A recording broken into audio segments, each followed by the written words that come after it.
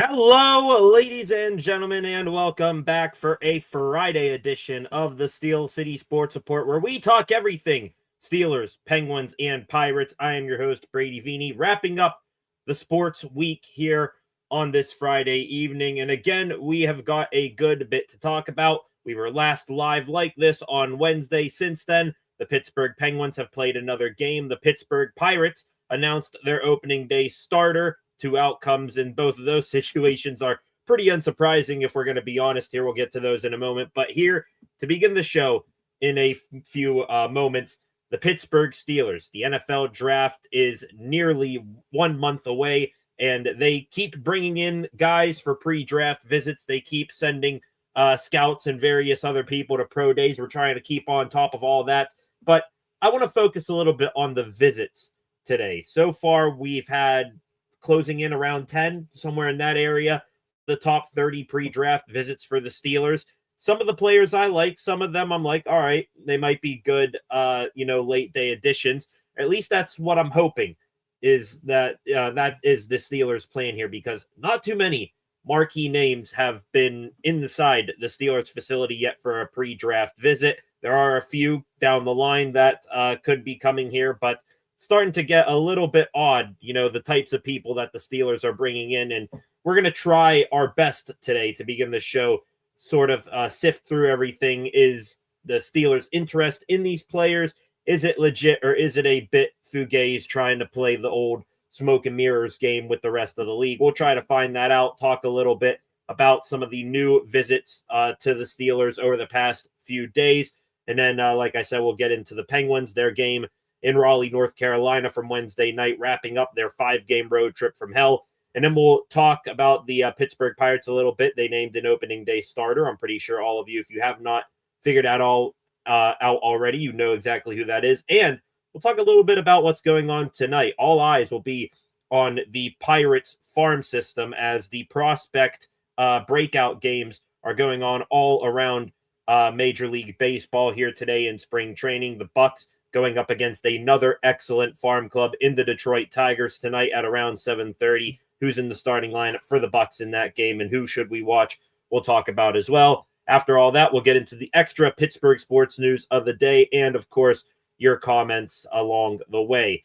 If you are new here, as we sort of transition into the beginning of the show officially right now, if you're new here, please subscribe to the channel and turn on notifications on your way in so that you never miss a video, a live stream, whether it's, a regular weekday Pittsburgh sports news live stream like this, whether it's something breaking and we're able to go live immediately for it, or whether it's, maybe a game of some sort that we come on here, give our live reactions and commentary to. Just did that for the World Baseball Classic USA team. We did the same thing for the Olympics US hockey team. We've done a few hockey games so far this season for the Pens. We did pretty much every single Steelers game from last season. And then, some are about to come into fruition here. I'm sure Pittsburgh Pirate games are right around the corner to live stream those as well. So please subscribe to the channel, turn on notifications so that you don't miss a thing here on the Steel City Sports Report. Also, go right now, like this live stream, share this live stream so we can continue building up the viewership here on the channel, already up to 7 viewers right now on this Friday evening. Welcome all of you 7 in here. Please, in the comment section, any thoughts, questions, or opinions that you may have here tonight, get those in there. Sort of on Fridays, we're coming to the end of the week. We're just going to get through our stuff and head into the weekend. But you guys want to get anything off your chest here before the weekend, by all means, put that in there. Last thing I'll say here before we officially get things kicked off here, check out the Steel City Sports Report at Steel City SR on Facebook, Instagram, and X, and come back a little bit later on tonight for a new edition of SCSR 60. Already got one commenter in the comment section, Christine, go black and gold. Welcome, Christine. Glad to have you again here on this Friday evening. Also, Christine, probably the big national news here today, not involving sports whatsoever.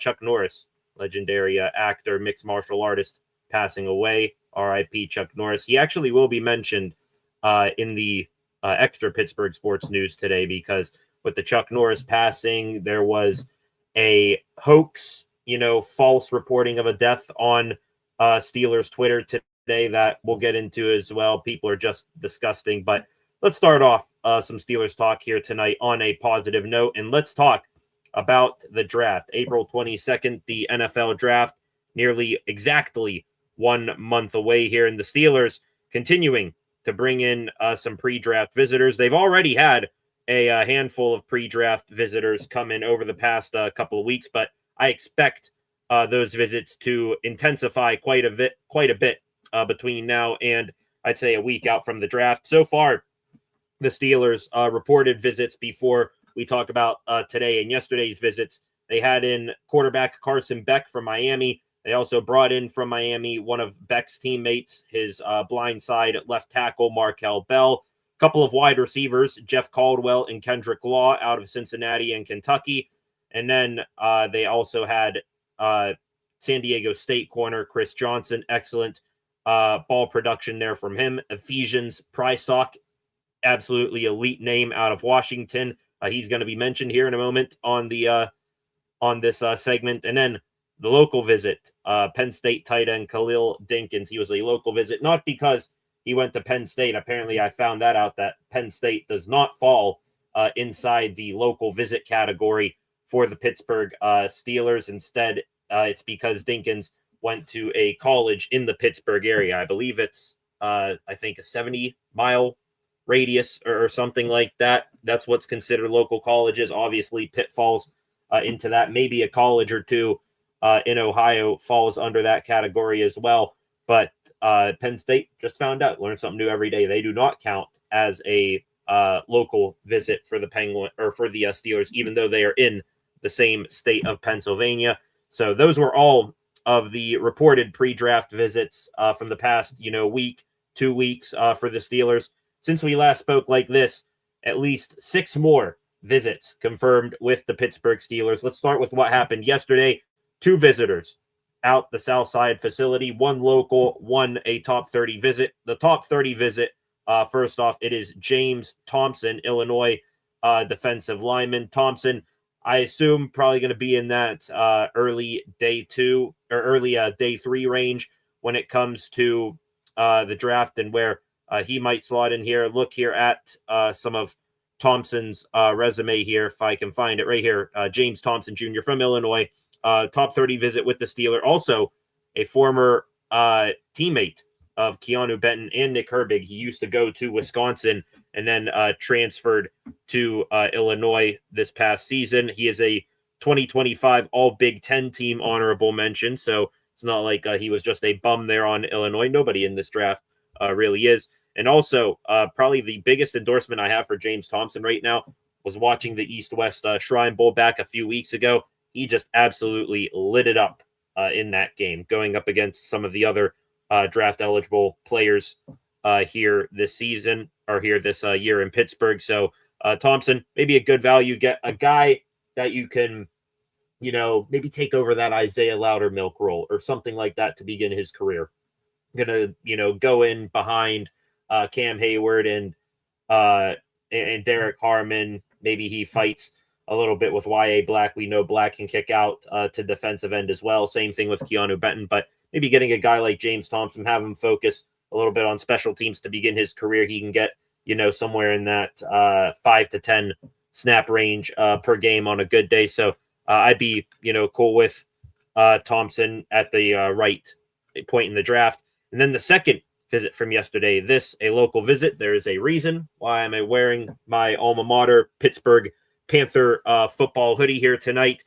This one seemed like a slam dunk local visit, and it'll still be a slam dunk draft of this player should he be selected here in roughly a month. You got Kyle Lewis, ladies and gentlemen, linebacker for the Pitt Panthers. He right now hovering inside the top 10 of my interior off-ball linebackers for this draft class. He might sneak his way up to the top 5 mark before it's all said and done. But Lewis, biggest guy in the world? No, 6 foot, 220. But is he a tenacious player who just made plays on the regular for the Pitt Panthers? Absolutely. Pretty much watched every single snap of Pitt football this past year with Eli Heinchel and all of those guys. And Kyle Lewis he was a playmaker and, dare I say, was on the outside looking in for the conversation of best linebacker in the country. But maybe that's my pit bias leaking out a little bit here. Ran a 4.53 at the 40, did Kyle Lewis. Nearly jumped a 40-inch vertical. Was the local visit with the Steelers yesterday. He is a second-team AP All-American 2 years ago in 2024. Was second-team All-ACC this past year. In his career, Kyle Lewis, 201 total tackles, 25 and a half TFLs, 10 sacks, 6 interceptions, though. And that's where another way you can draft Kyle Lewis comes in here. He is a versatile, very versatile linebacker, so much so that there is conversations giving his height. Could he be a safety in the NFL? One of the best pass coverage linebackers in this class with those 6 interceptions, would go deep downfield with, tight ends and wide receivers alike and make big plays. So Kyle Lewis, could he be a linebacker? Yes. Could he be a safety? Also, yes. And the Steelers right now, it's not like they have any sort of super long-term answer at both of those spots, if we're being honest. You got Patrick Queen here on the last year of his deal. Peyton Wilson, it's going to come, big payday or go somewhere else time for him in his rookie contract. Cole Holcomb's no long-term answer, just re-signing him on a 2-year deal. And then back at safety, Jalen Ramsey's only getting older. Deshaun Elliott coming off of the knee injury. He'll still be here for a few more years, but, he's only one guy back there. They brought in Jaquan Brisker for 1 year. Not sure if he's going to hit or stick here in Pittsburgh. I'm leaning towards him hitting, but hey, only time will tell. Bringing in Kyle Lewis, a guy who can play both positions.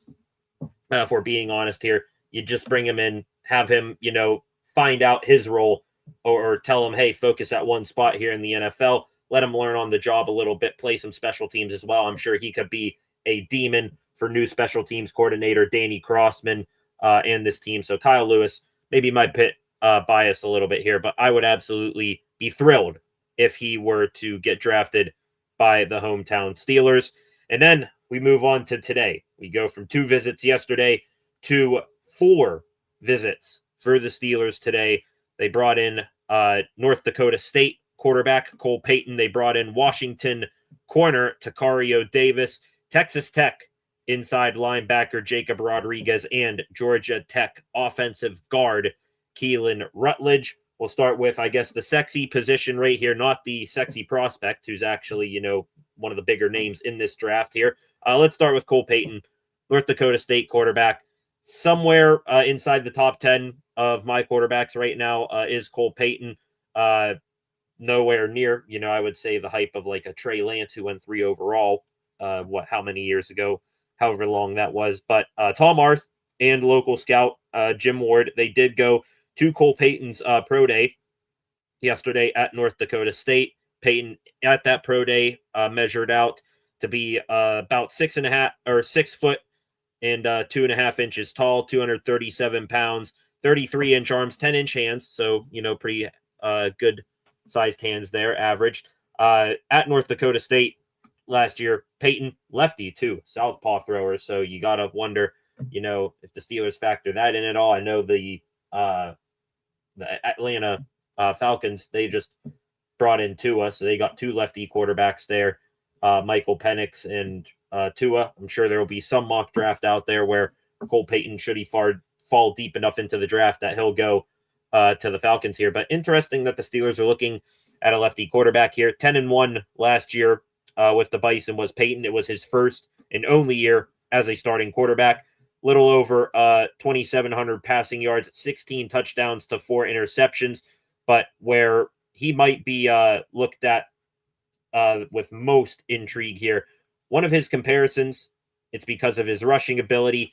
Taysom Hill is one of Cole Payton's comparisons. More of a rusher than I would say a fully rounded out quarterback. 777 rush yards last year, 13 rushing touchdowns. So he knows how to get the ball across the goal line when he is often on the move. We'll see how the Steelers, decide to look at him, how they decide to approach the quarterback position for this draft class. Just found it interesting. Out of all the quarterbacks, we've talked about here on the channel before. Drew Aller, Garrett Nussmeier, because there's a connection between Nussmeier's dad and Mike McCarthy, Carson Beck, who is just here, Ty Simpson. I think that talk has started to, fade away a little bit. I think even people have brought up, Cade Klubnik before. I would have imagined Cole Payton would be a dude on the Steelers' radar, but maybe that's the smoke and mirrors part of this whole thing. The other visits today for the Steelers, this one right here could be the Steelers' first round pick. Who knows? Would I prefer maybe a few other names over this guy? Yes, but would I be upset in the slightest bit if they were to draft this guy in the first round? I think not. Texas Tech linebacker Jacob Rodriguez, a top 30 visit with the Steelers today. Rodriguez, I know there you got Arvell Reese and CJ Allen from Georgia, Sonny Styles from Ohio State. You got all those guys in this draft class at linebacker, but it is really damn hard for me to have anybody over Jacob Rodriguez as the top middle linebacker in this draft class. I view him almost like a Jack Campbell guy for the Detroit Lions. Plug and play, starting linebacker, dude who's a good communicator, day one for your defense. Rodriguez, 6 foot 1.5 inches, 231 pounds, ran a 4.57 at the 40, was a top 30 visit with the Steelers yesterday. Career accolades here for Jacob Rodriguez. This is all last year. You want to tell me this guy isn't the top linebacker in the country? First team AP All-American, 2025 Butkus Award winner for the nation's top linebacker, Nagurski Trophy winner for the top FBS defender, the Lombardi Award winner, and also he was a top 5. He was top 5 in the Heisman voting. So, I'd like to think that Jacob Rodriguez is going to turn out just a little bit all right if the Steelers were to plug and play with him. Also, connection, not to be forgotten here. Who was the Texas Tech linebacker coach? I think his name was CJ Ayu, and yeah, he's now on the Steelers staff. Steelers brought in CJ Ayu this offseason as a part of Mike McCarthy's new coaching staff, so there's already a built-in relationship there with Rodriguez, and maybe the Steelers do look at a guy like Rodriguez and say, hey, we're not sure how much longer we're going to have here with Patrick Queen and Peyton Wilson. I even think, behind the scenes, there's a little bit of, communication issues. Paul Skeens or Patrick Queen being the green dot guy. Maybe they say, hey, CJ, this guy, bring him in here, develop him. Let's get our quarterback of the defense right there in the middle, calling out plays, and also hell of a productive player as well. 100+ total tackles last season, 4 interceptions, FBS leading, 7 forced fumbles. So Jacob Rodriguez, name to mention, ladies and gentlemen. Let's say there's a run in the first round on wide receivers. Vega Ione, the top guard in this draft class, he gets taken off the board. Maybe a nice corner or something that the Steelers goes as well. Jacob Rodriguez would not be upset if he were to be the Steelers' first overall pick in this draft class out of their 12 picks. So keep an eye on CJ Rodriguez or Jacob Rodriguez right there. The last 2 visits for today, ladies and gentlemen, mentioned Ephesians Prysock. Again, still just one hell of an elite name from Washington. His teammate and running mate at the corner position, Takario Davis. He was the 3rd visit with the Steelers today. Like Prysock, Davis, big body there, sort of a Joey Porter Jr. type corner, maybe even a little taller, 6'4", transferred from Arizona to Washington last year. And then Davis, only a 50.6 passer rating against, had 2 interceptions, only played 8 games, had a little bit of health issues, but I think he's back to 100% right now. I think I'm going to end up, again, still right now working through learning some of these guys, getting my draft board together between now and April 22nd. But I think when it's all said and done, Davis going to end up somewhere around that top 15 mark, maybe inside it by a little bit, hovering around the 10 mark. We shall see. But Davis, 8 games played, 3 PBUs, 2 interceptions, career-wise, 95 tackles, 25 pass breakups, 3 interceptions, ran a 4.41 40, so he's got the speed, too, to be a special team, or maybe you start him out as like a gunner or something, but definitely a guy I would keep an eye on in the middle rounds if you're the Steelers. And in the final, man, that the Steelers brought in today. Going to be honest, still got to do a little bit of deeper digging on the offensive linemen in this class. But this guy, do you remember his name in my, initial mock-up of my list? Had him pretty high up off the jump. Georgia Tech offensive guard Keelan Rutledge, the fourth and final top 30 visit here today. I believe one thing I saw on Rutledge, he only allowed one sack or something. Or maybe I'm thinking of someone else. Probably thinking of someone else. But guard right now, not going to,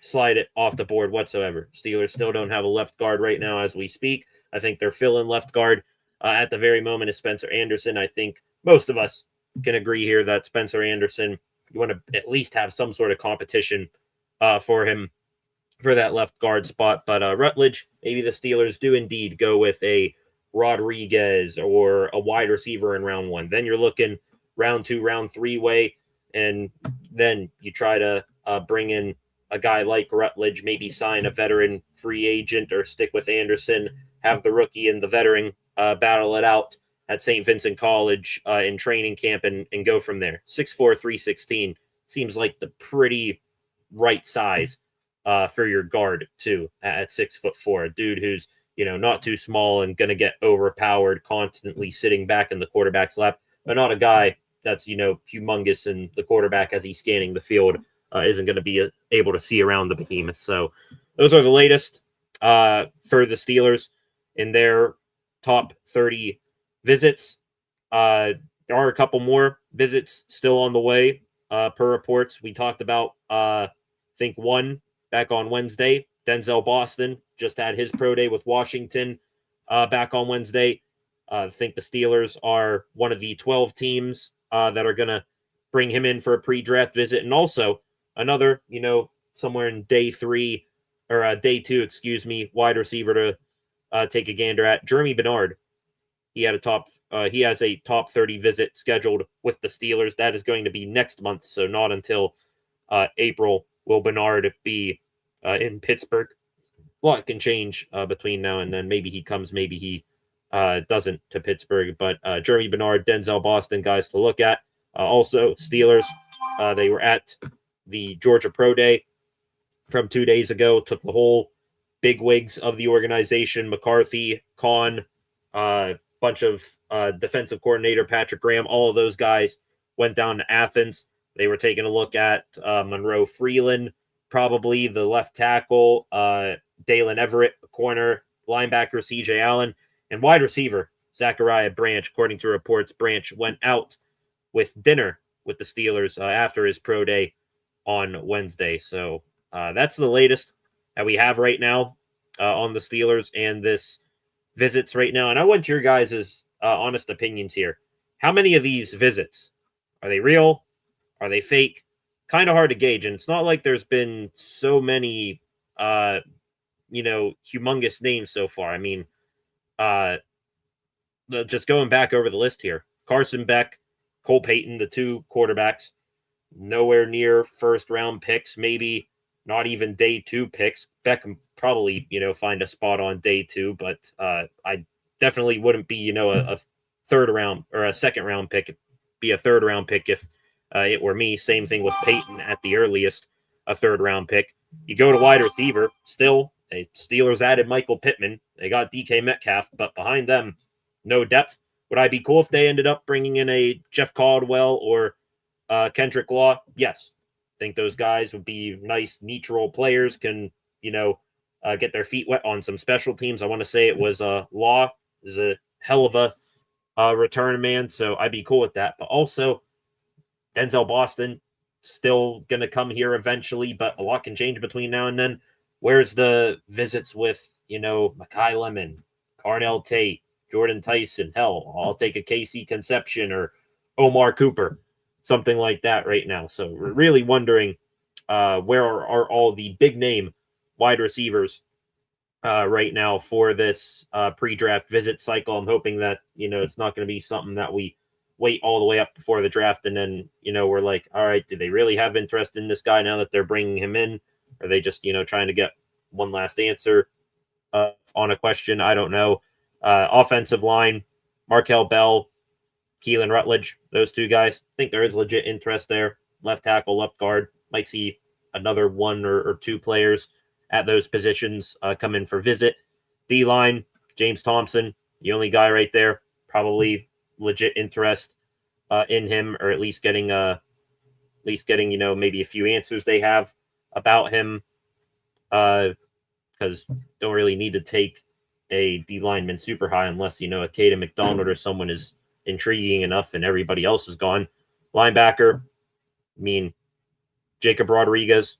Think I'm on natural, no sort of filter of what your team needs, draft board here. I do think that Rodriguez is high up on a bunch of people's lists here, but then you got Kyle Lewis. Think you're covering your bases there. Maybe a guy in the first round, or maybe you pick him up on day 2. And then corners. Corners is interesting to me. Or defensive backs in general for Steelers' interest. Safety is one thing. Corners another. Got Joey Porter Jr. Just paid money to Jamel Dean. You bring him back, Asante Samuel. You got Brandon Eccles. We'll see if Jalen Ramsey still occasionally plays, some outside corner. If, a matchup calls for it.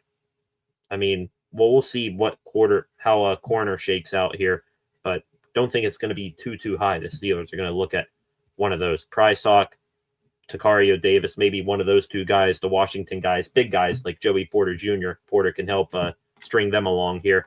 Maybe you take a look at those guys in day 3, and we'll go from there. But just really odd, it feels like, how no massive, slam dunk first round pick name has been interviewed yet, aside from maybe Jacob Rodriguez.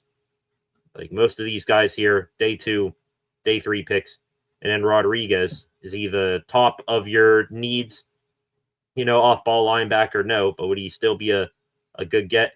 Yeah, so we'll see how things shake out. Apparently, there's reports out there that the most drafted players across all mock drafts so far this draft cycle, Steelers favorites, according to many mock drafts, Vega Ione from Penn State, Ty Simpson from Bama, Omar Cooper, Mekhi Lemon, safety from Oregon, Dylan Thieneman. I sort of put him in the Jacob Rodriguez territory, aside from Caleb Downs. I think Caleb Downs is far and away the best safety in this class. But besides him, Thieneman, he's kind of like the Jacob Rodriguez of the draft here. Might not be the sexiest first round option, but dude's going to go out there and he's going to be balling, and everybody's going to, quickly forget that first round pick spent on a non-premium position. So we'll see what the Steelers do here with their pre-draft visits. All of these guys, like I said, Lemon, Ione, Cooper, Tate, Tyson, even, you go another big offensive lineman like a Caden Proctor or something. All these big names, not going to freak out yet, but just a little surprised that we've reached now roughly a month out and none of those guys have been brought in yet. Maybe that changes next week and this whole thing gets put to bed. So we'll see. Speaking of the draft, by the way, even more crazy stuff here.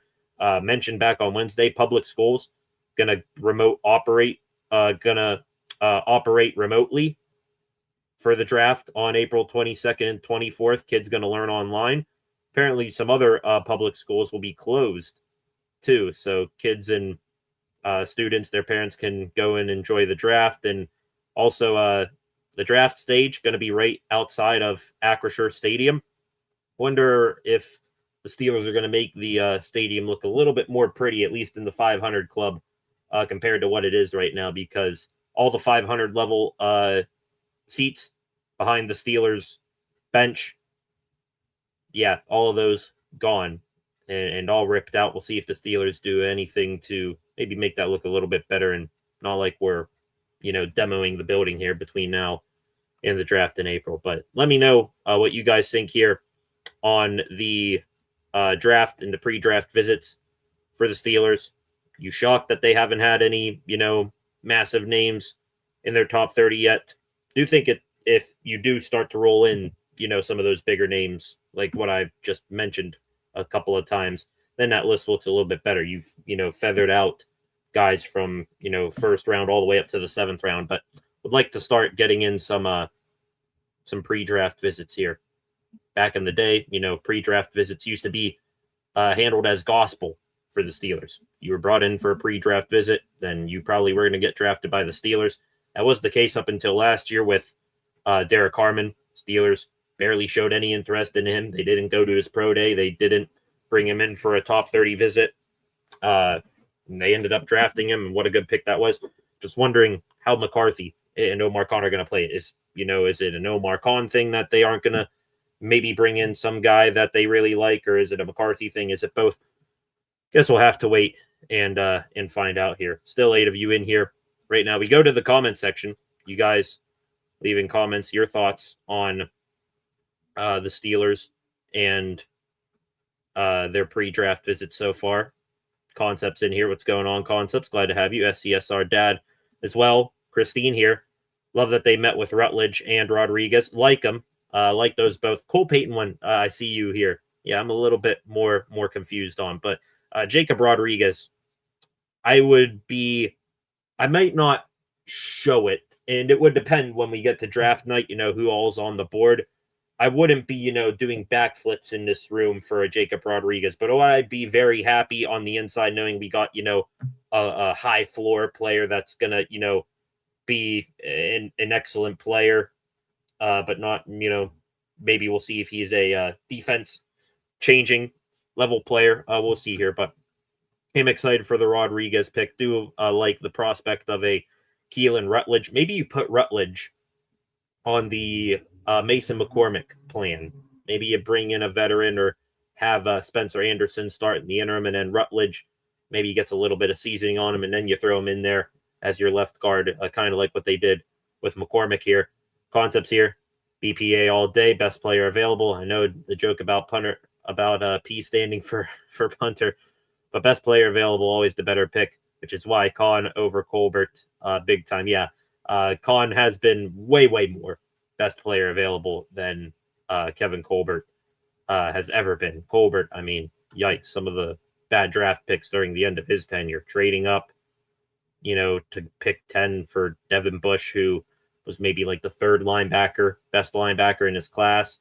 And then, of course, everybody remembers the Terrell, went through every other brother there. What the hell was that? I went from Tremaine to Terrell Edmonds, the safety. And I think that was the time Lamar Jackson was still on the board as well. But yeah, BPA available. Will it be, the most let's effing go pick at the time per se? Who knows? But will it be a good pick in the end? I have a ton of confidence in that. Happy Friday, opening day next week. Excited about the Bucco season. Going to be fun to watch. Indeed, we will get to the Pittsburgh Pirates here a little bit later on in today's show. Their opening day starter announced. Also, the lineup I just saw is officially out for tonight's prospect game. Who all is in that game starting for the Bucs? We'll talk about as well. Christine here, back to the football. Lewis would be a great pick. Yeah, Kyle Lewis, also a pit bias here as well. I mean, I don't think, I don't think I need the pit bias excuse for hyping him up. We've seen him when he's at the height of his powers. He's a tackling machine. He's a ball hawk. There when he drops back into coverage, dude. If you get him right, teach him up a little bit, take away a tiny bit the minuscule deficiencies of his game. Maybe a little bit undersized, can play safety or linebacker, but hey, he could be still a force out there on the field. Looking here, I'm predicting them punter Wilson going to have a great year. Don't think he has even come close to reaching his ceiling under the better scheme. You talking about Peyton Wilson or Roman Wilson right there? Peyton Wilson, I mean, we'll see. Starting to get dark a little bit. That light is starting to dim on what we thought he was going to be as a linebacker. Hoping that, a scheme change. It's not, too big of a scheme change. They're still going to run that 3-4 defense, but maybe some new tutelage from new coaches, new voice in his ear. Maybe that unlock something that Peyton Wilson hasn't really showed yet. Cole Payton, really a waste of a pick and a visit. Shows you how much faith they have in Will Howard. Now he can have 2 sixth-round projected quarterbacks that have never played a snap in the NFL. Maybe, it wouldn't be a waste of a pick for Cole Payton on two things. Maybe the Steelers are trying to throw some guys off the scent of, where they might go with a position later in the draft. And also, the Cole Payton thing, maybe they bring him in, maybe they have him switch positions. I mentioned the Taysom Hill comparison and, Peyton's running ability. Maybe they try to transition him sort of like, who is it? John Reese Plumlee, the quarterback / wide receiver for UCF. The Steelers picked up late in the round or as an undrafted free agent a few years ago. He's still hanging around the team. Maybe they view Cole Payton as one of those dudes. But the Payton, they do select him as a quarterback. Only reason I could see that happening, for that type of the player at least, would be if Aaron Rodgers does not come back. If he hangs it up, then I think the Steelers are going to say, screw it. We'll go with a competition between Howard and Rudolph for the starting job. And then, Cole Payton or someone like that, you can come in and be the emergency QB3 because we need one. When we need one. Depends on what pick they use Cole Payton to. I mean, Steelers got 12 of them, for goodness sake. So, I mean, maybe one of those goes to a quarterback, even though you don't really need one. I think we can get Rodriguez in the second or the third.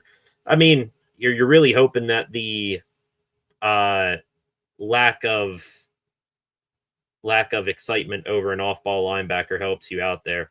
If Rodriguez does slip into the second round, I don't see how long he lasts in the second round. I put it slim, very slim, that he doesn't make it, or that he makes it to, pick 53 or something that the Steelers have. And then also you got the third round there. Don't think Rodriguez is going to fall to the third round. Maybe then you take a look at like Kyle Lewis or something like that. But we'll see. Never know how the draft is going to shake out when it finally arrives here. I want to see Queen and Wilson in Graham's offense. Yeah, I agree. Linebacker was certainly an issue last year, both against the pass and stopping the run. Maybe both of those guys unlock something with Graham's defense. But could you get Rodriguez in there maybe to help those guys along or push those guys? And then Rodriguez with, CJ Ayu, his old Texas Tech coach there. Maybe Rodriguez gets a little bit of a more in-depth understanding of the offense that way, because he'll get relationships with two coaches rather than just the one. And Graham, we'll see. Looking here, Rutledge is a beast, says Christine. Maybe Benton will be more consistent if he doesn't play nose all the time. I'm hoping so.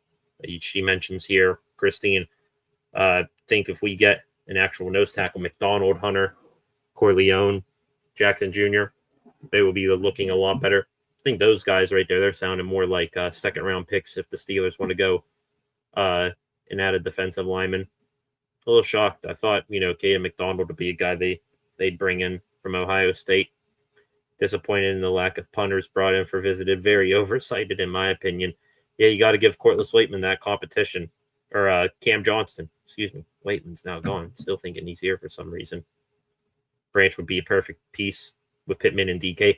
I agree.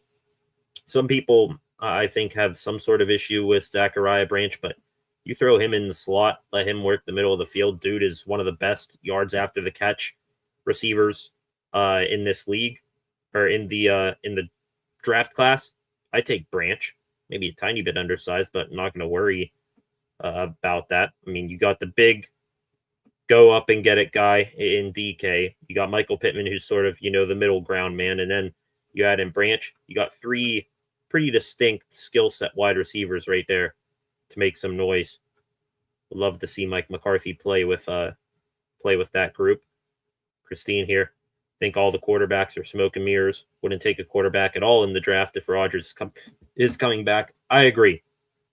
You do not take a quarterback at all in this class if Rodgers is coming back. You also The only way I see them taking a quarterback, or the only reason they should take a quarterback, is if they know Rodgers is not coming back and it's somewhere high up. If you really fall in love with a Ty Simpson or a Drew Aller and bet on, McCarthy bringing those guys out, or, lifting those guys' stock higher than what it was going into the draft, because they used to be, viewed as top draft quarterbacks, and then their stock fell a little bit, at least in Aller's case. Unless if Rodgers is coming back, don't take a quarterback. If he's not, we'll go from there. I have no idea what they're going to do with the quarterback. Maybe that's what they want here, throwing everybody off here. So, all right. Still 5 of you hanging in here. About 45 minutes into the show here this evening. Let's keep things moving right along. We will come back a little bit to some Steelers and football talk a little bit later on in the show. In the meantime, though, I want to go from the gridiron to the ice rink. Pittsburgh Penguins, ladies and gentlemen, as we are getting closer and closer to the NFL draft, we are also getting closer and closer to the end of the regular season in the National Hockey League. And the Penguins, they are giving us so many mixed emotions right now. It is not even funny. Let's go back to Wednesday night. It was good news. Sidney Crosby returning to the Pens lineup for the first time since he got injured at the Olympics. He immediately went back on the top line with Rickard Rakell and Brian Rust. Some of the other lines looked back to normal as well. So that gave the Pens a mighty boost, getting only their best player back, heading into their House of Horrors, known as Lenovo Center there in Raleigh, North Carolina. And the Pens still, as you see evidently by the final score there, still cannot exercise whatever demons they have in the Hurricanes right there. The Pens, to begin the game, came out flat. They got a power play. Jordan Martinook for the Canes ended up going down, scoring a shorthanded goal on Stuart Skinner that made it 1-0. Pens looked in trouble again right off the bat. Like whatever sort of voodoo magic the Hurricanes have playing against them, it was working. That took us all the way through the first period into the second period, and the Penguins were still looking to struggle. We're still struggling a little bit. They were getting outshot bad by Carolina. But hey, back in the lineup, like he never left. Sid, when this team is down, I think Crosby's one of those guys we can always count on to bring them up out of, whatever sort of issues they got going on the ice. He scores to make it 1-1. Welcome back, captain. 28th goal of the season, too. And missing, 11 games to scoring 28 goals at his age makes it even all that much more impressive. Penguins back on the power play. They nearly give up another shorthanded goal. They let a shorthanded breakaway the other way. Good save by Stu Skinner. Unfortunately, Skinner could only, deny the inevitable for so long. 4 seconds after the Penguins killed off a penalty of their own, Jackson Blake, just after the Hurricanes power play expired, slid the puck 5-hole on Skinner. Carolina, 1-goal lead again. Then that's how we went into the second intermission. Before the second period ended, Sidney Crosby, Andrei Svechnikov, they mixed it up a little bit. Crosby gets a 2-minute minor. Svechnikov gets a 4. Then begin the third period. All of that comes unglued. Crosby in the box, Pens on the power play. Then Evgeny Malkin gets tripped. That puts the Pens on a 5-on-3 power play for 1 minute. Erik Karlsson makes one of the better goals that you will see this season. Fakes the shot at the blue line, puts Sebastian Aho, a hell of a NHL player, in the spin cycle, breaks his ankles, moves down in, slap shot. He scores. 2-2 Pens. The Canes did get the lead back 3-2. Connor Dewar fell at center ice, and then it turned into an odd man break the other way. And the Hurricanes, just too many guys around the net, put it home. Brian Rust made it 3-3, stole the puck off of another good player for the Canes, Jacob Slavin, went in on a breakaway, slid it 5-hole to make it 3-3. Canes again went back up by a goal, but Erik Karlsson, again from the blue line, nice stick handle, blast, 4-4. Carlson, just unbelievable right now. Just as much as, anybody during Sidney Crosby and Evgeny Malkin's absence, you can look to number 65 in the black and gold and easily make the case that he was the sole reason why the Pens stayed afloat during this time without their captain. 8 points, in the last 3 games for Erik Karlsson. And since games have resumed from the Olympic break, Erik Karlsson is 4th in the league in points, not among defensemen, among all players. Karlsson, 17 points since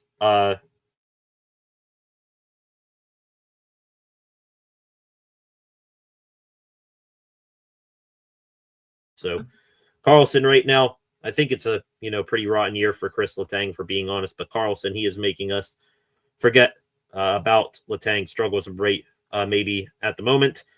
A little bit after Karlsson's goal, as a matter of fact, I think roughly a minute after, Ben Kindle going from one impressive player, the 18-year-old. He continues making us wonder why none of the 10 teams ahead of the Pens took him in the draft. 11th overall pick. He finds himself on a bit of a breakaway of his own, beats Freddie Anderson to make it 5-4. But the Canes, they did not go away. Keandre Miller, after Stuart Skinner made a hell of a freaking diving, save. It looked almost like the Marc-Andre Fleury save, but maybe diving the other way, diving to his left instead of his right. Stu makes the save, but the Hurricanes, they get a lucky bounce off a skate, goes in, tie game. It goes to overtime. You know the rest from there. Pens just cannot help themselves in finding a way to lose when the game goes to extra time. Ben Kindle nearly had a chance to end it. He had a breakaway, but was stopped by Freddie Anderson. Also, shout out to Garrett Rank, NHL referee. Dude absolutely hates the Penguins. He's coached or refereed quite a bit of the Penguins games this season, and it's no sort of coincidence that in every single game he officiates against the Pens, it turns out to be a pretty rotten night penalty-wise for the Penguins, both in calls that are made against them and calls that are not made against the other team. Ben Kindle, you go back and look at that breakaway in overtime, gets grabbed about 2 different times by the back-checking Hurricane, and then ends up taking a high stick for good measure from Seth Jarvis. But, of course, none of that got called. Sean Walker, at the other end, he ended it on a one-timer. Also, shout out Sebastian Aho, too. No idea how many times that dude could grab a Penguins player's stick and get away with it. But that's Garrett Rank for you. If you look on your screen right now, bottom right corner, there he is right there. The nice old Carolina Hurricanes logo on his zebra sweater there. So, Pens lose 6-5 in overtime. Is this a plucky team? Absolutely. Undeniable. Does this team still, when they, have an off night and they're playing bad, do they still find a way to claw back into it, tie the game, take the lead, whatever, and get the game to overtime, securing a point? Also, yes. But as much as I want to take the positives away, that still on the worst days of this team, they still find a way to not suffer a regulation defeat. Do you imagine, just imagine, out of, I think, the 16 now overtime or shootout losses that the Penguins have had, they were to just have half of those go the other way, I think they'd be right now up tied or maybe slightly ahead of the Hurricanes in the standings here. No, they'd be tied with the Hurricanes, actually. Pens are at 84 points right now. Hurricanes are at 92. Just if half of those games would have gone the right way, half of those overtime losses, that's an additional 8 points. You're tied with the Hurricanes for first in the division, and you're not in this absolute Mad Max race to the playoffs right now. Go look at the standings right now. This is one of the more tighter playoff races that you're going to see. Thank God for, Brady Tkachuk, absolute patriot right there, and the Ottawa Senators last night. They ended up beating the New York Islanders, who could have overtaken us in the standings last night, scoring in the last 11 seconds of the game. But other than that, not too many other games went the Pens' way. And now the Pens in the Eastern Conference, you have them at 84 points. They are with the likes of the Montreal Canadiens, Boston Bruins, Detroit Red Wings, Columbus Blue Jackets, New York Islanders, and Ottawa Senators. All of those teams within 5 points of the Penguins for either the second or third place spot in the Metropolitan Division or a wild card spot. Right now, Boston and Montreal. It is Boston. No, hang on. Buffalo, Tampa, Montreal. Okay, it is Boston and Detroit right now who hold the two wild card spots at the same point total as the Pens with 84. The Pens right now barely hanging on to second place. They got CBJ, the Blue Jackets, and the Islanders nipping at their heels with 83 points apiece. So every night is a must-winner from here on out for the Penguins. To tell you one last thing as to how tight this playoff race is, you look at the top 13 teams in terms of points in the NHL right now, only 3 of them are Western Conference teams. The other 10 right now, all Eastern Conference teams. Carolina, Buffalo, Tampa, Pittsburgh, Montreal, Boston, Detroit, Columbus, New York, and Ottawa. So hold on to your hats. Buckle your chin straps, ladies and gentlemen. Tie your laces tight because this is going to be a photo finish here for the playoffs. Pens right now still hanging on to a spot. The playoffs started today. They'd be facing the Blue Jackets in round 1, but you gotta really, get back on the gas pedal now if you're the Penguins. You survived the road trip from hell where you faced Carolina twice, Vegas, Colorado. You managed to go 2-1-2 in those games. But now you got a nice little homestand here. Take on the Winnipeg Jets and someone else this weekend. You got a nice little homestand coming up. Back in your own barn. Got to feed off the environment. Got to feed off the pressure and get, some big points here before the end of the season. So we'll see what the Pens do. Pens did make a few roster moves as well. They today recalled Ryan Graves from his Wilkes-Barre Scranton conditioning loan. They optioned forward Avery Hayes back down to the AHL. Maybe Graves gets some playing time with, some defensive woes for the Pens, especially, the third pairing of their defense. But we'll see because the Pens also today, they got back some of those injured players. I think Sam Girard was back at practice today. Ilya Solovyov, who was dinged up a little bit, he was back at practice. Jack St. Ivan's getting closer to a return as well. We'll see if he cracks in there at all. But Pens lines from today's practice, no changes in the first 3 lines. It's still Crosby, Raquel Rust, Novak, Chinikov, Malkin, Kindle, Mantha, Brazeau. The 4th line stays the same as well. No Blake Lizotte for the next month. He's out the rest of the regular season. Dewar, Achari, Soderblom, the 4th line. Defense pairings, Parker Wotherspoon, Erik Karlsson remains a thing.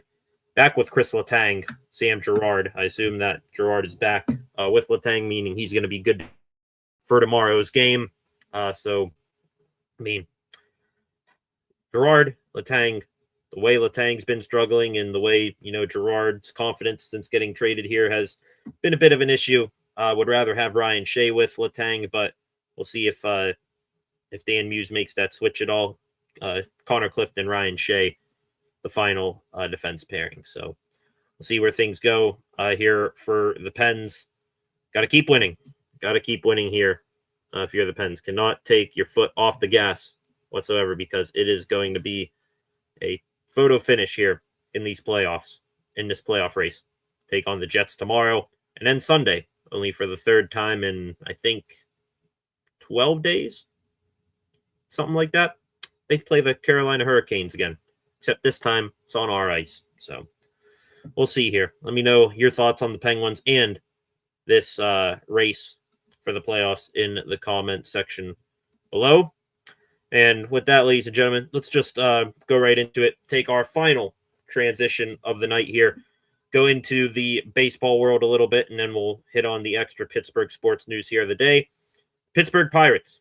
They're the other team currently I guess we say, since it's spring training, they're in season. The Pirates, excuse me, spring training coming to a close. Opening day now under a week away, 6 days to be exactly. The home opener 15 days away against the Baltimore Orioles. But before they make that home opener, like I said, season begins here coming up on Thursday, and the Bucks, unsurprisingly, named their starting pitcher for the season opener. You guys let me know if you're surprised whatsoever. Kind of like how the Bucks put it right there. Duh. Paul Skeens named the opening day starter by the Bucks yesterday. Manager Don Kelly making the announcement. Also, Kelly, Paul Skeens was supposed to start tonight. As a matter of fact, just about 20 or so minutes ago, the Pirates just started their spring training game tonight, and Skeens was supposed to make his final spring training start this evening, but due to him pitching in the season opener, his start got pushed back to tomorrow afternoon against the Atlanta Braves. Skeens did return to the Bucks after his World Baseball Classic appearance. Said opening day doesn't mean anything.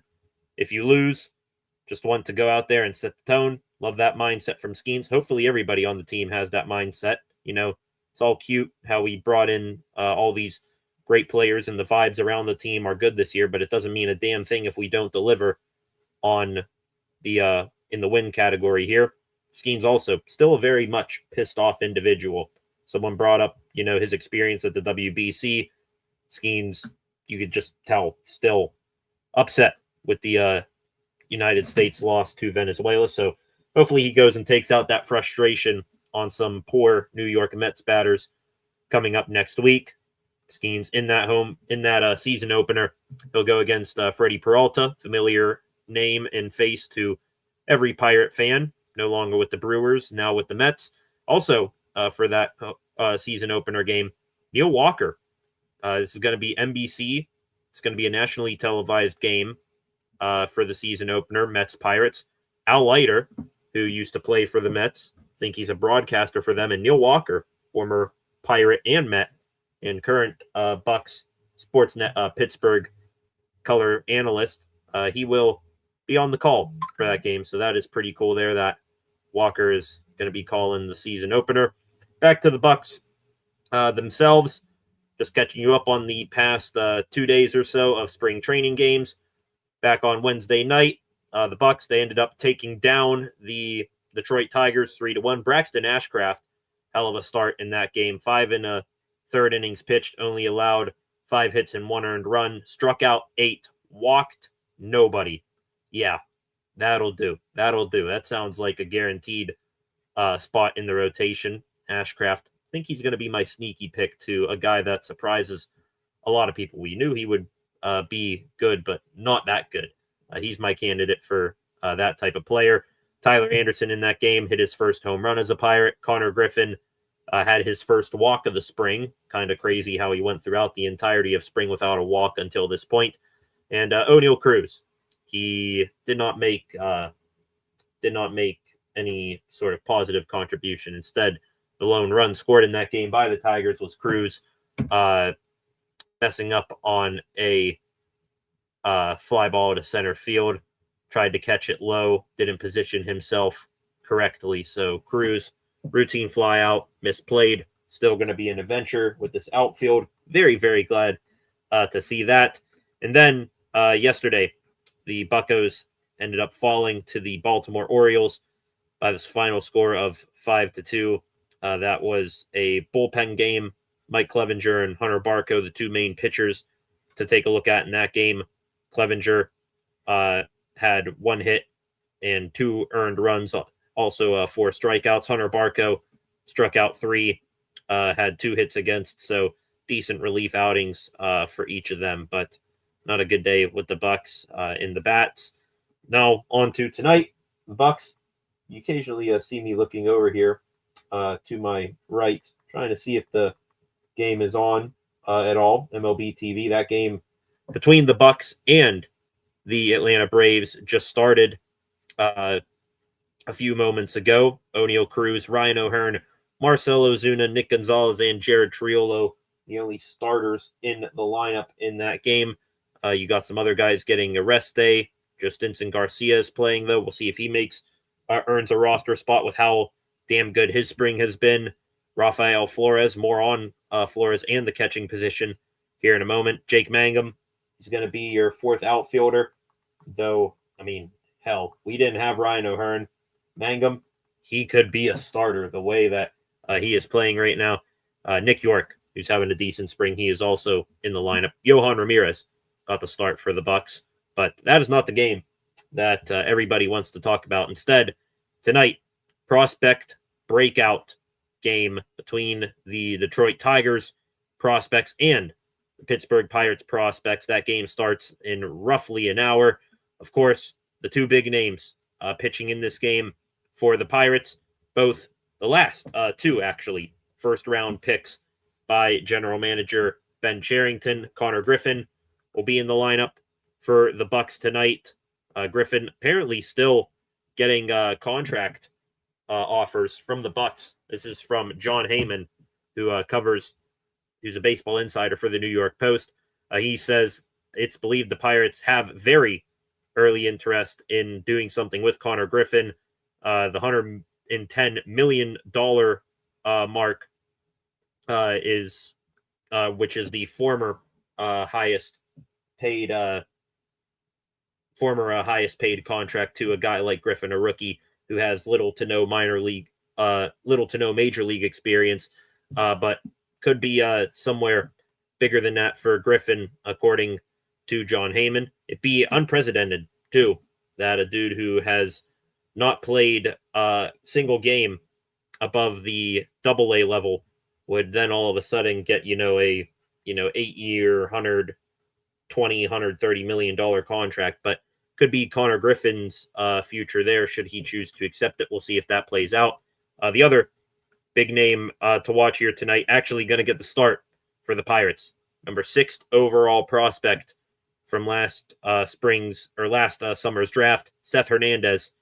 Absolute fit flamethrower. Got some nasty off-speed stuff as well. He'll start for the Bucks in this game. Trying to think back, to that draft.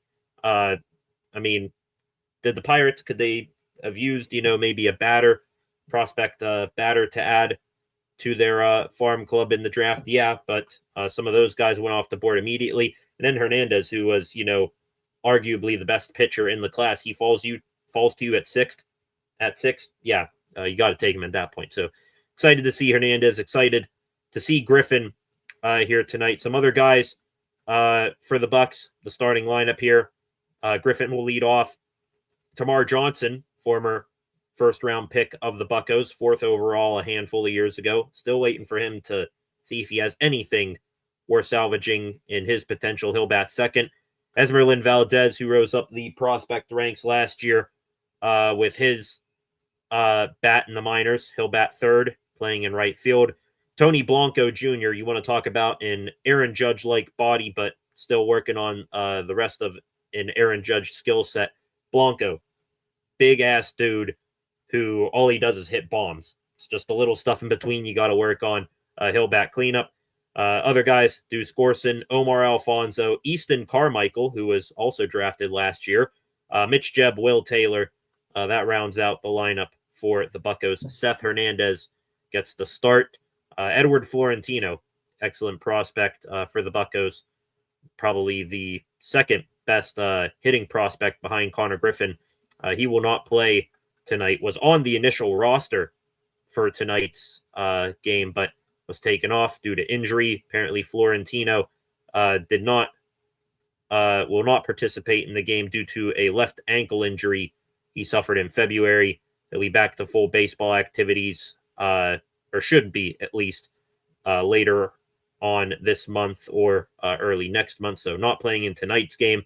That is per Todd Tomzich, Pirates director of sports medicine. Some other injuries as well from Tomzich. Chris Davinsky, who was hit with a line drive to the head a few nights ago. He is in concussion protocol. He has a concussion. He'll be playing light catch here, hopefully soon. Glad that, scary comebacker hits you in the head. Hopefully that's nothing long-term affecting for him. And then the last thing from Tom Zitch on the injury front, Jared Jones. Still all good news for him. Still on schedule for a late May, early June return to the Bucks, maybe, or at least get back into real minor league games, sort of get a tune-up to the back end of the season. So we shall see. That's the latest on the Bucks. The last thing on the Pirates worth noting: spring training roster cuts continue. The first big name got cut yesterday. Endy Rodriguez, catcher, optioned to AAA Indianapolis. He was having a pretty decent spring. Ended up hitting .308 with 2 home runs and 26 at bats. But the Bucks, hoping it's just him being injured and all, they want to see him get some runway in the minors before putting him back into a full major league workload. But Endy down to AAA. Hopefully he doesn't take that as anything terrible, and he just takes it in stride and continues to get better from it. But now the major league catching battle down to Henry Davis, Joey Bart, Rafael Flores. I think we all know that Henry Davis, being Paul Skeens' personal catcher and all, he'll be making the team. So really it's down to just Bart and Flores. All right, ladies and gentlemen, we're going to get into the extra Pittsburgh sports news of the day here in one moment. That game going on currently for the Bucks major league players, their spring training game against the Atlanta Braves. Update on that. It's bottom of the second right now. Looks like who's that on the mound? Number 94 for the Bucks. Still have no idea sometimes what number these guys have. Just number 94 for the Bucks on the mound. No last name nameplate. He's trying to work out of a jam right now. Runners at the corners with 2 outs. Bucks have a 1-0 lead in this game. No idea what the Pirates did there. Let me see here real quick. Bottom of the second here. Nick York, sacrifice fly to right field. Jared Triolo scored. So some small ball play there for the Bucks. We shall see what goes on. And apparently online here a little bit quicker than the TV, because they show runners at second and third, but it's runners at the corners there. And that is what the Atlanta Braves tying that up on a RBI single up the middle for Jorge Mateo, the former Baltimore Oriole. So 1-1 now. I rescind the 1-0 update a moment ago. Going to get into the extra Pittsburgh sports news of the day here in one moment. Let's do a quick stroll here through Twitter, see if we're missing out on any big news since we have gone live here this evening. Seeing just a bit of general NFL news right here. DJ Chark, we remember talking about him for the Pirates. Could he have been possibly a guy the Steelers added at all? Over this past 2 calendar years of wondering when the Steelers were going to get a WR2, DJ Chark just retired from football, so will not be him being a depth signing for the Steelers. See here, there's another crazy national NFL or MLB, story here. Pirates definitely made the right decision when it came to drafting Paul Skeens 3 years ago. Looking at what the other option is doing right now. Seeing some more draft stuff here. Apparently a cell phone tower is being built in Pittsburgh's Point Park for the upcoming draft. So it looks like fans there won't be using up all of the internet, and they'll have better service down there. It'll be right across the river from where the draft stage will be there, right outside Acrisure Stadium, sort of in that parking lot area. Let's see, is there anything else here? The lineup for the Tigers, getting my first glimpse at that. Max Clark, who was in the Paul Skeens draft. You had Paul Skeens, go first overall. Dylan Cruz, second overall to the Washington Nationals. And then Max Clark, a high school outfielder, was taken third overall by the Tigers. He'll lead off tonight for the Tigers. The other guys here, seeing no Christian McGonigal, who's their really great shortstop. He is not in their lineup. Don't really know anybody else in this lineup. So I'm hoping and expecting a Pirates dub here tonight. Looks like the Cleveland Browns, they just had someone visit their building. Apparently Michael Burton. Is that the wide receiver from Alabama who had a whole bunch of off the field issues? If so, the Browns, they just can't get out of their own way when it comes to bringing in trouble characters here. I have no idea if that's the right guy I'm thinking of or not. If it is, a different guy, my apologies there. All right, let's wrap up the show here tonight, ladies and gentlemen. Extra Pittsburgh sports news here on this Friday, March 20th. Back into football. No real major extra football news here today, except for, does anybody want to dust off their old Chase Claypool jerseys? Apparently Chase Claypool today posting on Instagram a highlight reel of his time back in Pittsburgh. Didn't have any highlights of, the Chicago Bears or Buffalo Bills in there, but I don't know if it's him generally missing football or missing the Steelers in particular. The caption with the video from Claypool, it said hashtag back, or it said, quote, back soon there from Claypool. So wonder but what all that's about, if Claypool's looking for an NFL return. Thought last I knew he was in the Canadian Football League, and really after the Steelers traded him in that absolute beauty of a fleece job by Omar Khan, turning Chase Claypool into Joey Porter Jr. Could have come full circle and be Claypool coming back here to Pittsburgh. This is, an absolutely poor reference here, but could it be like an Andrew McCutchen trade situation? Remember when the Pirates traded McCutchen?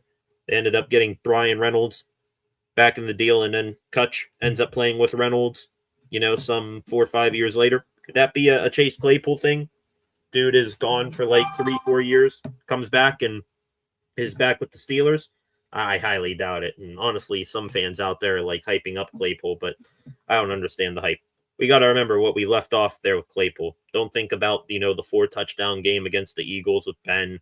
Don't think about all that other stuff. Instead, remember the dude who would jump really high in the air and try to catch the football at his knees. Remember, let's focus on, how things ended here and why he got traded in the first place. Also, while we're on, ominous, what the hell are you saying, really, post-watch here, just like Claypool. Cam Hayward again, back at it. 2 days ago, posting a GIF of The Rock saying right here. No sort of context behind that. It's not the only time Hayward has posted something like that this year. He had something else a little while back before his new contract extension got done. So have no idea what Hayward's referring to there. If anything goes down with Hayward over the next, few weeks, we'll come back to that post and reevaluate it later. Back into some national NFL news right here.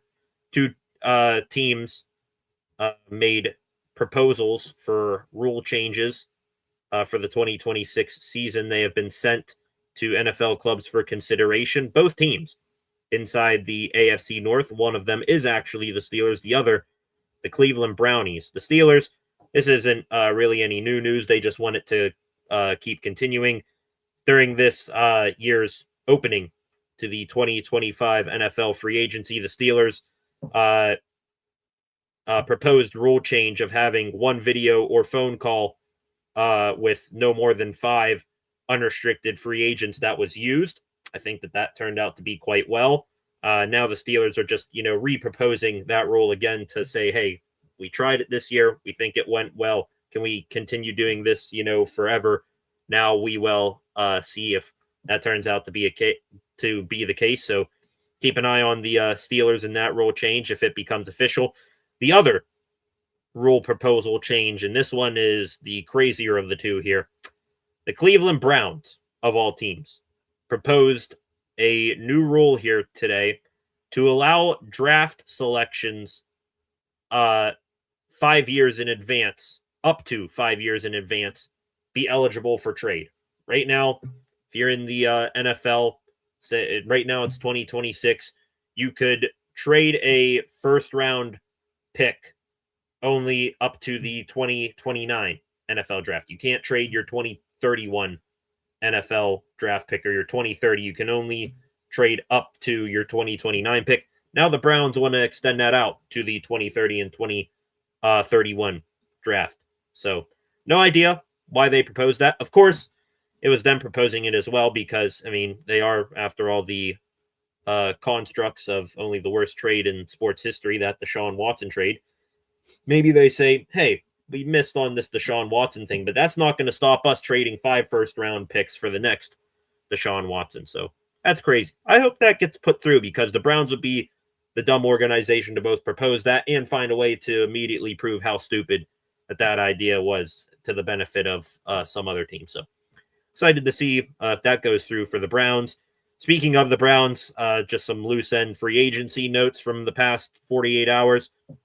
Defensive lineman for the Cleveland Browns re-signed with the Brownies per his agency. So Sam Kamara, do remember him as a nice little depth player for them. He stays in Cleveland. The Browns also brought in a former Raven wide receiver and special teams returner. Tylan Wallace was brought in. I think Wallace, was he in Cleveland before? Some tells me he was in Cleveland before, and then he ended up going back to the Baltimore Ravens, but I don't know. Tylan Wallace, dangerous return man. He is now with Cleveland, follows Todd Monken, his offensive coordinator there. And the last free agency bit of news here for today, Ryan McCullum, Steelers center, backup center to Zach Frazier, was non-tendered as a restricted free agent last week. He is now re-signing with the Steelers on a 1-year contract. I wonder if that was a money thing, saying, hey, this RFA contract, it's worth a little bit more than what we want to pay this guy. Let's let him go and then bring him back. Maybe just a money thing there. Omar Khan's fingerprints are all over that. Is a decent, backup center behind Frazier. Just hopefully we don't get to see too much of Ryan McCullum in the future. Last thing here, or second to last thing right here. Didn't want to put this in the free agency category because it's not official yet, but apparently Christian Wilkins, anybody remember him? Defensive tackle, Pro Bowler for the Dolphins, got traded to the Raiders and then cut because apparently he was trying to do some sketchy stuff with his teammates. Apparently now he fully intends on playing this upcoming season and is still rehabbing from his foot injury. So far, 26 teams have reached out and are waiting for Wilkins to be ready, and Wilkins is expected to have a new home as soon as he wants. Would usually say, all right, I mean, Steelers, they got Cam Hayward and they got some young pieces on the D-line. Do we really need this guy? But Wilkins, half decent nose tackle, I would think, if you were to tell him to play there. Also, it's not like Keanu Benton's knocking anybody's socks off. Y.A. Black still, I would like to see him get a little bit of learning before he, competes for any sort of starting role. And also, this one probably the biggest reason why he could be a Steeler. Patrick Graham, former DC of the Raiders, is now the DC of the Steelers. So assuming that this Wilkins thing was strictly a player issue and not a coach-player issue, he could be a Steeler after all. And I would say great addition by the Steelers, slam dunk decision to bring in Wilkins, but year off of football, coming back from a foot injury, you got to see if he lost a step at all. And also, I'm not going to act like I know every single bit of detail in why he got cut from the Raiders to begin with. So we'll see how that turns out. Last thing on the Steelers today, I believe it was Christine in the comment section. She brought up Chuck Norris and his unfortunate passing today. Also unfortunate is that there are scumbag human beings out there that decide to make up stuff that is completely and totally false. Someone out there made a post today with a graphic of Mean Joe Green with his birth year and this year date on it, saying today just keeps getting worse. First Chuck Norris, now Joe Green has passed away. Spoiler, Joe Green still alive, still well. That's per his family, the Steelers, pretty much everybody with a brain out there not believing what just one schmuck says on the internet. So Joe Green still alive. Don't believe anything you see online there, kids. Wrapping up here, the extra Pittsburgh sports news tonight. Just a few extra Pittsburgh Penguins items to hit on real quickly.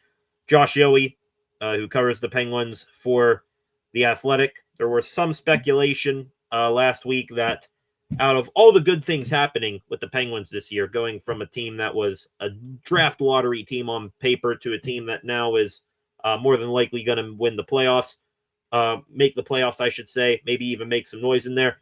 Some other national NHL insider put out there that the best thing the Penguins could do this upcoming offseason would be to move Erik Karlsson. Off of that, unnecessary fire created, Josh Yohe throwing some water on it today, saying, I've seen the speculation. Karlsson could be traded this summer. His trade value has certainly risen. And though anything is possible, Karlsson, it is not likely to happen that he would get moved. It's more likely, actually, that the Penguins offer him a couple more years on a contract extension. After seeing what Karlsson is doing this year, now in a new system with head coach Dan Muse, starting to think it was less of a Karlsson declining problem, more of a Mike Sullivan wanting a defensive first defenseman out of Karlsson. I think the way Karlsson's producing, looking like the 3-time Norris Trophy winner he is, he's more than worthy of a contract extension at the right price. Though I think he's still making $10 million right now. Maybe you either keep it at that price at most for another year or two, or maybe see if he takes a little bit of a discount, kind of like Sid and Gino and Letang have. Continue to build around this aging core before they retire. Continue building a winner, bringing in good pieces around them. Another report or rumor out there, Chris Johnston, also of The Athletic, though he's more of the national NHL insider, brought up an interesting observation here. When Sidney Crosby retires, Johnston believes that Crosby could be brought in by Team Canada to build the next Olympic team, or a Olympic team down the road, kind of like what Wayne Gretzky did. So Sid, maybe that's his sort of intro into the business side of hockey. That'd be interesting if he builds a Team Canada hockey team. And the last thing here for the day on the Penguins, they just did a bit or a piece today on one of their top prospects besides Ben Kindle, Will Horkoff of the Michigan Wolverines in the NCAA hockey world. Playoffs about to start in the NCAA. Horkoff and Michigan will be playing in it. Horkoff, 36 points in 36 games. We'll see how long Michigan lasts into the playoffs here. I kind of hope Horkoff does well, but also wouldn't be the most depressing thing in the world if a Will Horkoff in Michigan were to get eliminated, because I have been adamant on here that I want to see Will Horkoff with the Pens for this playoff stretch. I think after seeing him light up the NCAA like he did, wouldn't mind giving him a look here on the NHL squad, see if he can contribute anything heading into playoffs. We've seen teams do that before. Also, teams doing it currently. The New York Islanders, who are right up the Pens' ass in the standings right now, they just brought in Cole Yzerman, their first-round pick from either this year, or no, Matthew Schaefer was their pick this year. Last year, their first-round pick, Cole Yzerman. So they brought in him. Let's bring in Horkoff, add him with Ben Kindle, get the kids rocking here heading into playoffs to help out the old guys. And lastly, in baseball, hoping very much so that the Pittsburgh Pirates made the right addition in Marcell Ozuna, because I hate opening up Twitter, every other night and seeing that Andrew McCutchen still looks like he's got it with the Texas Rangers. I wish Kutch the best heading to the Texas Rangers, and he is showing that he is continuing to do his best. Hit his first home run of the spring with the Rangers 2 nights ago. Kutch now with the Texas Rangers. in spring training, a .533 batting average with 7 RBIs. I mean, going back and looking at this offseason, the Pirates did need to add more pop to their lineup with Marcell Ozuna. So it was the right decision to move on to Kutch. I'm just hoping that it doesn't come back to prove us wrong here eventually. Speaking of making right moves, Pirates definitely did that with Paul Skeens, drafting him first overall because the dude who was drafted second overall, remember, it was neck and neck. Paul Skeens, Dylan Cruz. Who are the Pirates going to draft? Some people wanted Skeens. Other people wanted Cruz, a dude who's going to, impact the lineup every day. Well, the only lineup that Cruz is impacting every day is going to be in AAA because as Paul Skeens is, for the second year in a row, going to start on opening day for the Pirates. He's a NL Rookie of the Year, NL Cy Young Award winner. Dylan Cruz optioned to AAA today by the Washington Nationals. Maybe the Pirates, if they want to get savvy here, maybe they say, hey, Dylan Cruz, his value is down right now. Let's reunite the LSU guys, Cruz and Skeens. Get them on the cheapie for something. Yeah, they're not going to do it, but be fun idea. Last two things here on the Bucks for today. Bucks also made the right decision parting with Luis Ortiz, pitcher, when they did at the right time, bringing back Spencer Horwitz in that deal because Luis Ortiz and Emmanuel Clase, the closer for the Guardians, they were taken out of MLB action by Major League Baseball for that pitch rigging scheme last year. The MLB and MLBPA moving Ortiz and Clase from unpaid disciplinary or from paid leave to unpaid non-disciplinary leave. So not looking good for either of those gentlemen in their sketchy dealings. And also today, we remember the late, great Roberto Clemente. Today, in 1973, was elected to the National Baseball Hall of Fame after he tragically lost his life in his humanitarian efforts. The Pirates, in honor of Clemente, I think coming up sometime this upcoming season, will be tipping the cap to Clemente, giving away a Roberto Clemente bobblehead. I believe that is a late September game against the Brewers. They'll be giving that bobblehead away. So be on the lookout for that as well. And I believe that is just about going to wrap it up here tonight, ladies and gentlemen. Look here again to my right at the Pirates game right now. Still 1-1. It is bottom of the third inning. Nick Domkowski on to pitch for the Pirates, and that's a fly ball to center field. O'Neal Cruz is going to camp under it, and thank goodness he makes the catch. It's going to be kind of like that one year Chris Boswell got the yips all of a sudden when it came to kicking field goals. It's going to be like that every time there's a fly ball out the center. Hopefully Cruz continues to improve at that. That game is off now to the top of the fourth inning after that catch. Going to wrap up here with the comment section here tonight.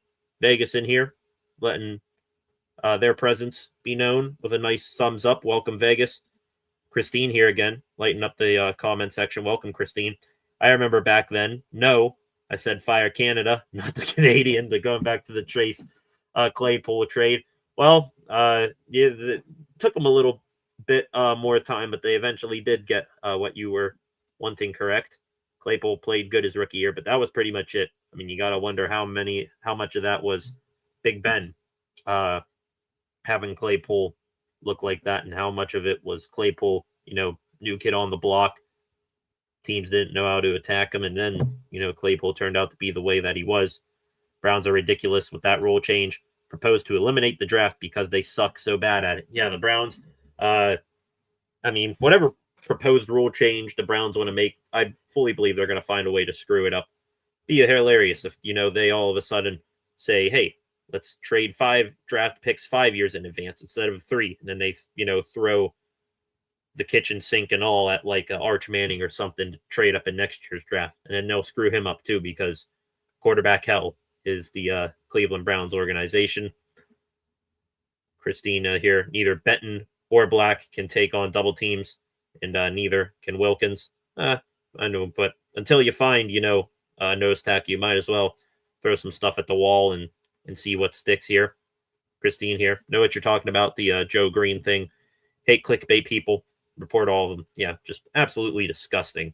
Putting out there a, post. Someone has died when they're not. I mean, that pretty much got shot right down immediately. As soon as, that, unfortunately, the person that made that post got what they want, tons of engagement. Thankfully, though, everybody went, called up the Green family and, got everything straightened away right there, just like that. Truth here, I was excited about the Pirates a few weeks ago, but now not too sure with these decisions on the roster, says Truth.